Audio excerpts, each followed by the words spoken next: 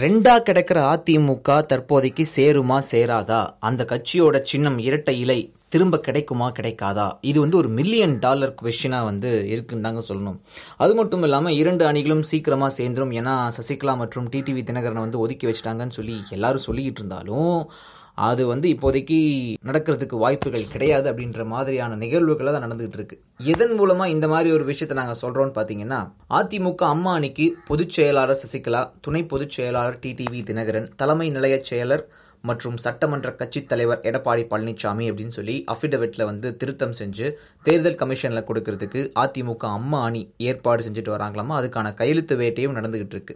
இந்த நிலையில பன்னீர்செல்வத்தை பயங்கரமா விமர்சிச்சுட்டு இருந்த அதிமுக அம்மா அணியோட எம்எல்ஏ வெற்றிவேல் தங்க தமிழ்ச்செல்வன் 2 பேருமே 5ஆம் தேதி டெல்லியில போய் தீகார் ஜெயில தினகரனை நேர்ல பார்த்து வந்திருக்காங்க. அது மட்டும் இல்லாம சனிக்கிழமை அன்னைக்கு வெற்றிவேல் பெங்களூர் ஜெயில போய் சசிகலாவையும் நேர்ல பார்த்து வந்திருக்காரு. இது ஒரு விதமான படபடப்பை அதிமுக அம்மா அணிக்குள்ள உருவாக்கி இருக்கு அப்படின்னு சொல்றாங்க சார்.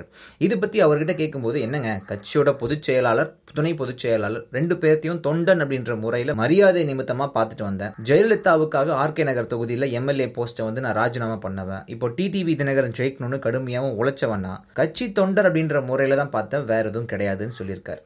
ஆனா தங்க தமிழ்ச்செல்வன் மதுரையில முதல்வர் எடப்பாடி பழனிசாமி கலந்துகிட்ட இளைஞர் பெருவிழாவை புறக்கணிச்சுட்டு டெல்லி போய் டிடிவி தினகரனை பார்த்து வந்திருக்கார் அப்படின்றது இப்போதைக்கு முதல்வருக்கே ஒரு விதமான படபடப்பை உருவாக்கி இருக்குன்றாங்க.